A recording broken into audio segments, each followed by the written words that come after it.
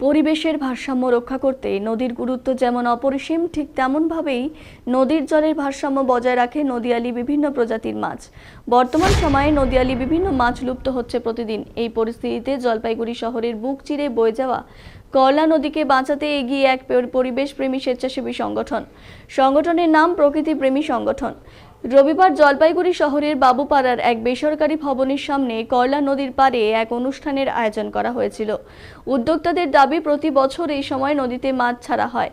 এই বছর এক অনুষ্ঠানের মধ্যে দিয়ে রুই, কাতলা, মৃগেল, বাটা সহ বিভিন্ন ধরনের নদীয়ালি মাছ ছাড়া হলো। প্রায় 20 কেজি মাছ ছাড়া হয়েছে। এদিনের অনুষ্ঠানে বিশেষ অতিথি হিসেবে উপস্থিত ছিলেন জলপাইগুড়ি ডিএফও বিকাশ ভি সহ অনেকেই। স্বেচ্ছাসেবী সংগঠনের কনভেনার দীপাঞ্জন বক্সি তিনি বলেন, করলা নদীতে বাঁচাতে বিভিন্ন নদীয়ালি মাছ ছাড়া হলো। আমরা চাই ক্যানেলের মাধ্যমে এই সময় নদীতে জল নেওয়া হোক, তাহলে অনেকটাই সুবিধা হবে।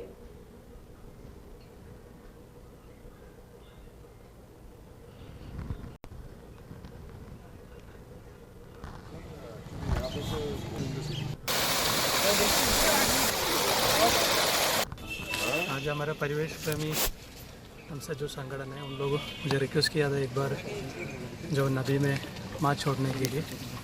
तो मैंने एक्चुअली ऐसे फॉरेस्टर हम लोग ये काम नहीं करते, तो मेरे लिए भी एक एक्सपीरियंस के लिए मैंने आया था। तो मैंने देख रहा था ये जो नदी में बहुत पोल्यूटेड है।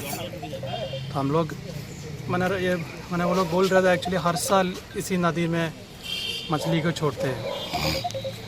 तो मछली माने एक इंडिकेटर है, इंडिकेटर माने रिवर का हेल्थ के लिए एक इंडिकेटर है, रिवर का हेल्थ। क्योंकि अभी आप देख लीजिए इतना प्लास्टिक्स है, हम लोग देख रहे हैं इधर, देख लीजिए इसके अंदर में जितना प्लास्टिक्स है, हम लोग ये मछली को इधर छोड़ दिया। उसके साथ साथ ये नदी का क्लीनिंग भी हम लोगों को करना है। প্রকৃতি প্রেমী জলপাইগুড়ি প্রত্যেক বছর আমরা নদীতে মাছ ছাড়ি।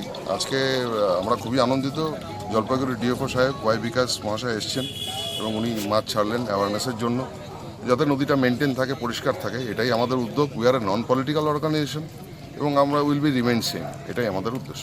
নদীয়ালি মাছগুলোর জন্য কি কি ব্যবস্থা নিচ্ছেন, যেগুলো মানে প্রায় লুপ্তপ্রায় মাছ, তাদের জন্য আপনারা কি অ্যাওয়ারনেস বেসিক্যালি। আর দ্বিতীয় কথা হচ্ছে ক্যানেল থেকে যে তিস্তা ক্যানেল থেকে যে জল ছাড়া যদি হয় আর কি নদীতে, কারণ এখানে সিভেজ ওয়াটারগুলো পড়ে করলা নদীতে, তাতে পলিউশনের জন্য এই নদীয়ালি মাছগুলো হারিয়ে যাচ্ছে। তো আমরা চাচ্ছি যাতে যেন রেগুলারাইজ বেশি, স্পেসিফিক্যালি শীতকালে এই 3-4 মাস নদীর জলটা যেহেতু পলিউটেড হয়ে যায়, তাই জন্য এই সময় যেন ওই ক্যানেলের জলটা ছাড়া হয়, তাহলে মাছগুলো সার্ভাইভ করতে পারবে এবং এদের স্পিসিস যেগুলো আছে সেগুলো ঠিকঠাক থাকবে। আজকে কি কি মাছ ছাড়া হলো? আজকে রুই, কাতল, মৃগেল, বাটা, কালবাউস এগুলো সবই নদীর মাছ আর কি। কত কোয়ান্টিটি হবে? 20 কেজি মতো হবে, 25 কেজি বলা হয়েছিল কিন্তু 20। আবার ওখানে ভিতরে অ্যারেঞ্জমেন্ট